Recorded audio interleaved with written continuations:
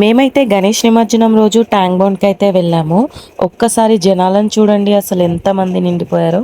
ఇదైతే మధ్యాహ్నం టైంలో అనమాట. ఇంతమంది ఉంటే నైట్ టైం ఇంకెంతమంది ఉంటారో చెప్పండి. చాలా మంది అయితే వచ్చారు నైట్ టైం అయితే. ఇక్కడ గణేష్ నిమజ్జనం అయితే చాలా బాగా జరిగింది. ఎక్కడలేని వినాయకులన్నీ నేనైతే ఇక్కడ ట్యాంక్ బండ్ దగ్గర అయితే చూశాను. అసలు ఎన్ని వినాయకులు అంటే చాలా వెరైటీ వెరైటీ వినాయకులు అయితే ఇక్కడికి వచ్చాయి.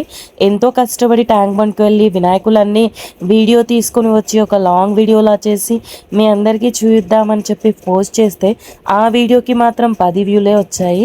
అయ్యో దేవుడా, ఇంత కష్టపడినా సరే ఈ వీడియోకి ఇన్నే వ్యూసా అని అనిపించింది. అన్ని వినాయకులు చూసి ఇంటికి వెళ్ళేసరికి మార్నింగ్ 4 అయిందనమాట.